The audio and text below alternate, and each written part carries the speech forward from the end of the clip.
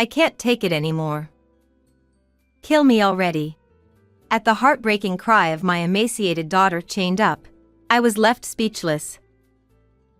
I headed to my daughter's house, where contact had been lost shortly after her marriage. What I saw there was the pitiful state of my beloved child. Was the promise of happiness from the son-in-law, who vowed to take care of her, a lie? I won't forgive this, no matter what. Trembling with anger, I vowed to return my daughter's suffering twofold to that man. Having lost my husband to illness at an early age, I raised my daughter Iris single-handedly while working as a nursery teacher. There were many challenges, both financially and emotionally, but we overcame them together with my honest and gentle daughter. I worked at the nursery until I was 60, and in the year I retired, Iris's marriage was discussed. And when the day for my daughter's wedding was set, various thoughts raced through my mind, filling my heart. However, when Iris introduced her husband Oliver to me, the impression wasn't very good. 8 years older than my daughter, he had a somewhat commanding tone towards Iris, perhaps because of that. He greeted me properly and remained polite throughout, but even when Iris made tea for Oliver, he didn't say thank you and acted as if he didn't notice. He might be domineering, but somehow I felt there was more to it, and it bothered me somewhere deep in my heart. However, my daughter, who lost her father at a young age, might have been seeking some shadow of a father figure in Oliver, who was 8 years older. Iris is a modest type, so maybe someone who takes charge like him is a better fit. I had concerns about Oliver's attitude, but it's natural for any parent to worry when marrying off their child. So, I decided to reconsider and warmly watch over their future together. Moreover, seeing Iris happily supporting him at the wedding, I felt reassured. After registering their marriage, the daughter and son-in-law began living in the house where he originally lived. Although it was in the same city as my house, Oliver's residence was on the outskirts of the city, surrounded by fields, with hardly any other houses nearby. I was a little worried that Iris might feel lonely, but I heard that Oliver had started his own business about 6 years ago, making use of the land. Apparently, he sold vegetables from surrounding farms through online sales, and Iris was enthusiastic about helping Oliver with his work since their marriage. His shop has high ratings online. I really respect him. I want to do my best to support him as a wife too. Yes, make sure you do. But don't overdo it from the start. Seeing Iris, determined with pink cheeks, made me feel relieved and amused. You really love Oliver, don't you? I'll support you too. Moreover, Iris's words seemed to be true. Oliver's business was indeed going quite smoothly, and I had heard that he was steadily repaying the loans he had taken out when starting the business. I believed that my daughter was living happily with her beloved person. However, about a month after Iris got married, communication with her started to dwindle. She used to send me a message every 3 days, saying she didn't want me to worry, but suddenly those messages stopped coming, and even when I messaged Iris, she didn't even read them. I wonder if something happened? I can't even reach her by phone. Becoming worried, I called the landline at my daughter and son-in-law's house instead of her mobile, but her husband answered and said he was busy, not letting me talk to Iris. When I tried calling again later, I found out that calls from both my daughter's mobile and the landline at their house were being rejected. What on earth? This is really strange. Filled with unease, I couldn't sit still and drove to check on my daughter's condition. Even though the distance by car was only about 20 minutes, it felt incredibly far, but I managed to arrive at my daughter and son-in-law's house. At first glance, Oliver's car was not parked there. I had heard that during weekdays, my daughter often visited farms, so she might be out. For the time being, I headed to the front door and pressed the intercom, but there was no response. "Are you not home?" "But I can't leave until I confirm Iris's safety." No matter how many times I rang the doorbell, there was no response, so I approached the front door. "Iris? Are you there?" "It's your mom. Sorry for coming all of a sudden." M.O. There. Taking a chance and calling out, I faintly heard my daughter's voice coming from the back of the house. Hastily, I made my way to the yard, and what I saw there was an unbelievable sight. "I can't take it anymore. Kill me already." Under the cold winter sky, Iris muttered those words, her eyes unfocused, her cheeks sunken, bearing no resemblance to her former self. But what shocked me the most was the fact that my daughter's limbs were chained. Why is Iris in this state? What is Oliver doing? Unable to accept the reality immediately, various questions raced through my mind, but above all, helping my daughter was the priority. "Iris, Mom will help you now. Just hold on a little longer." I tried to encourage her, but she only nodded weakly. Her appearance only increased my anxiety. A few minutes later, I managed to unchain her, and I could finally free my daughter. "Your body is freezing. Let's get inside and warm up first." As I tried to put a jacket on my trembling daughter and lead her inside, she started trembling as if she was scared of something. This is definitely not right. It might be better to take her to my house. I put Iris in the car, worried about her condition, and decided to take her to the hospital first. Although she was physically and mentally weakened, fortunately, there were no serious issues, and she was able to return home after receiving intravenous fluids just to be safe. Returning to the house where my daughter and I had lived together for many years, Iris seemed to regain some composure. "Here, drink this and warm up. If it's too much, you don't have to force yourself." What happened? After making hot milk tea, which Iris loved, I broached the subject. "Thank you." "Well, you see." As Iris took a sip of the milk tea, she began to speak little by little, revealing something shocking.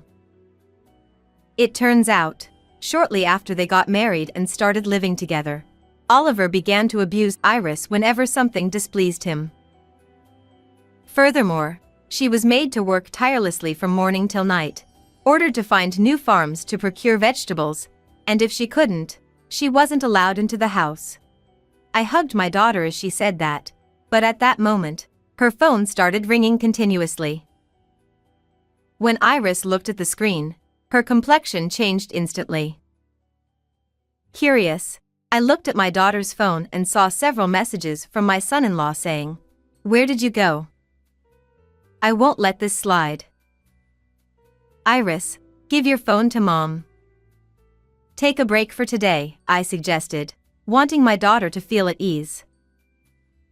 After taking her to the room she used before getting married, I sat in the living room thinking about the future, and once again, my daughter's phone rang. As expected, "It's him calling," I said to myself.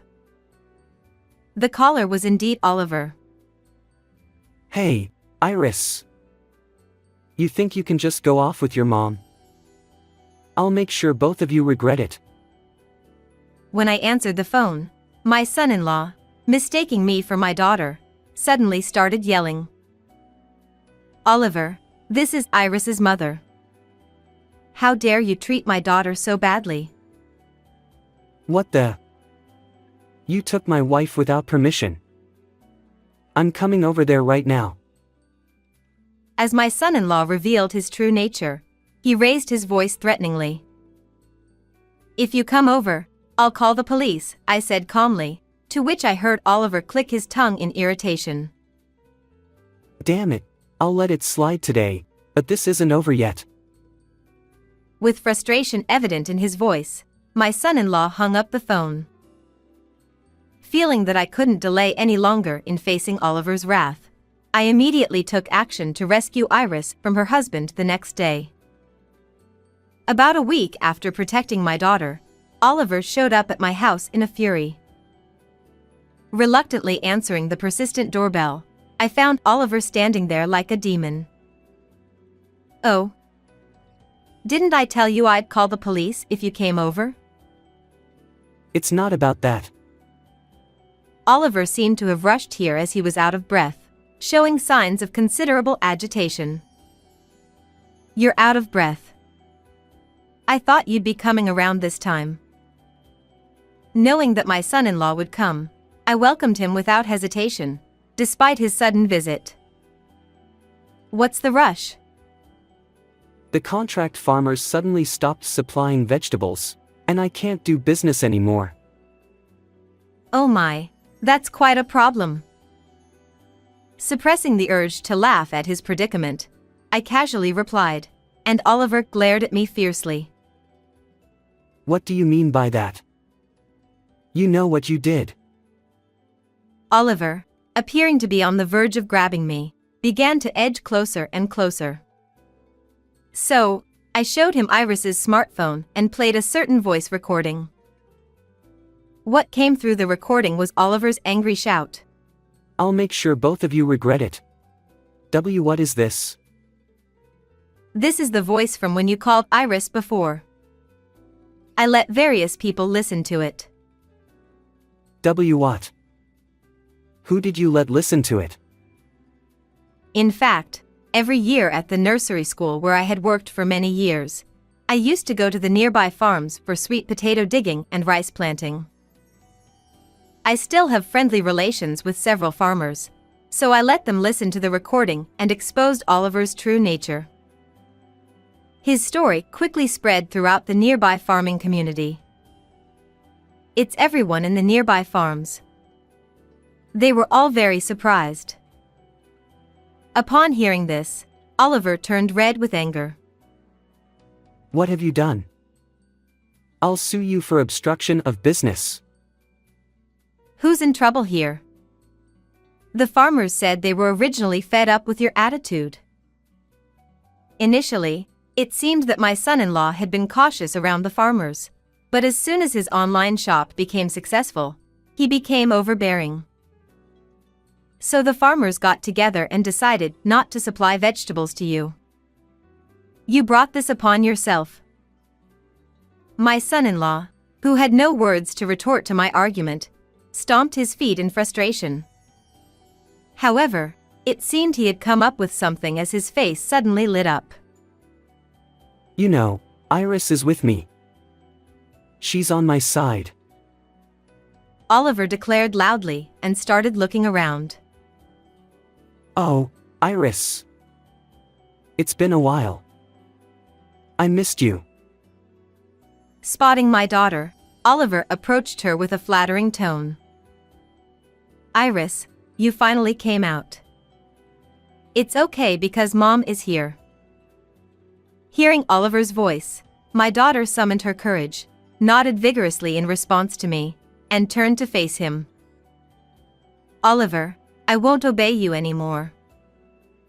My daughter firmly rejected him, leaving my son-in-law looking bewildered for a moment, unsure of what was happening. Oliver, what do you think you did to Iris? There's no way she would ally with you. What can you two silly women do? I'm not wrong. I'll sue both of you together, so brace yourselves. Seeing my son-in-law's uncooperative attitude, my daughter sighed deeply. Oliver, I can't do this anymore. I can't keep up with you.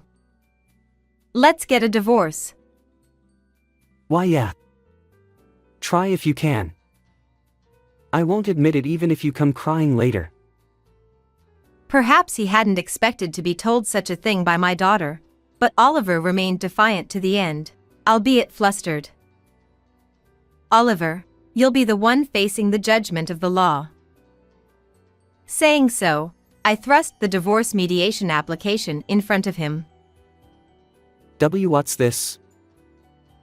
"I've already hired a lawyer. What you've done is a serious offense. We're also prepared to take legal action." Perhaps feeling pressured by the mention of lawyers and lawsuits, Oliver suddenly started sweating profusely from his forehead and began to apologize. "No matter how much you apologize, I'll never forgive you. First, apologize sincerely to Iris." With a firm tone, I demanded this from Oliver, who then clung to Iris, begging for forgiveness. Iris, I was wrong.